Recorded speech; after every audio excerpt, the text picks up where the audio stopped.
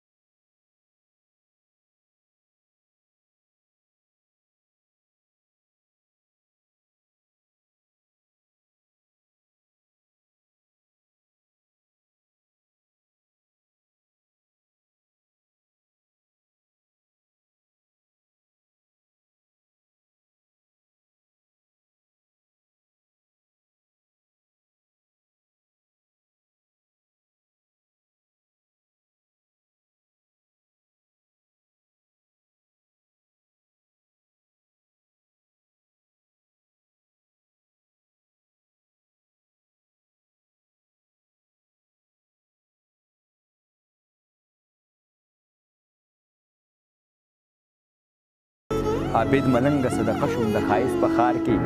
عابد ملنګ صدقه شوم د ښایست په ښار کې، او په اداګانو باندې هر یو ښکلي ولوټله. خالا دویم غزل شو خول بیا راسره چې دا غزل زما په خپله هم خوښ دی چې په زړه یې د سندان په شان سړی پیدا کوو، په زړه یې د سندان په شان سړی پیدا کوو، خالق چې د جانان په شان سړی پیدا کوو، په زړه یې د سندان په شان سړی پیدا کوو، خالق چې د جانان په شان سړی پیدا کوو، خالق څومره د ډېرو وسیلو شاته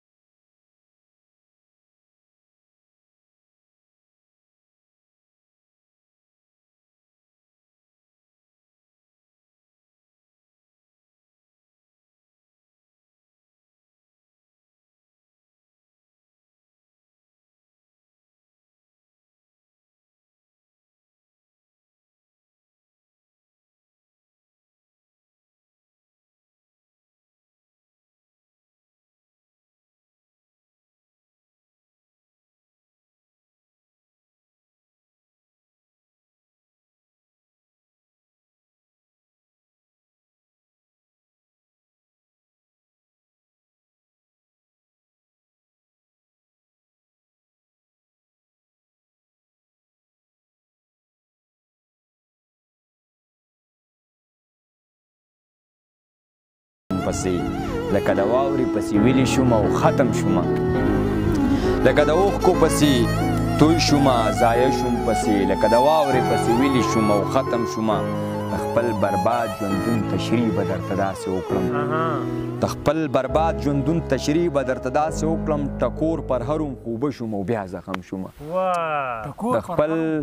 برباد ژوندون قصه به درته داسې وکړم، ساري د خپل برباد ژوندون تشریح به درته داسې وکړم، ټکور پر هروم خوبه شوم او بیا زخم شوم. او بیا د نور سیچونه چې دا د دې جانې خیلو هغه کومه واقعه چې وه په هغې باندې مې خیال صاحب خپل تاثرات داسې شریک کړي چې زما په بېوسۍ پورې خندا وشوه باداره، زما په بېوسۍ پورې خندا وشوه باداره، په ما د ظلم هره انتها وشوه باداره، ته هم زما په وینو سیاست کوې او ناستې، ته هم زما په وینو سیاست کوې او ناستې، زما د سر سودا ستا په سلا وشوه باداره، او غوږونه ستا څولې دا مظلومې سلګۍ ناوري، غوږونه ستا څولې دا مظلومې سلګۍ ناوري، په تا او په مولا ولې بلا وشوه باداره، غوږونه ستا څولې دا مظلومې سلګۍ ناوري، په تا او په مولا ولې بلا وشوه باداره، د ظلم ملګرتیا په ظلم چپ پاتې کېده دي، د ظلم ملګرتیا په ظلم چپ پاتې کېده دي، ته چوپې په مونږ هره ناروا وشوه باداره، عابد ملنګه اور راته د کور د ډیوې ښکاري، عابد ملنګه اور راته د کور د ډیوې ښکاري، زما نه په رڼا ورځ باندې غلا وشوه باداره، عابد ملنګه اور راته د کور د ډیوې ښکاري، ورځ باندې غلا وشوه باداره.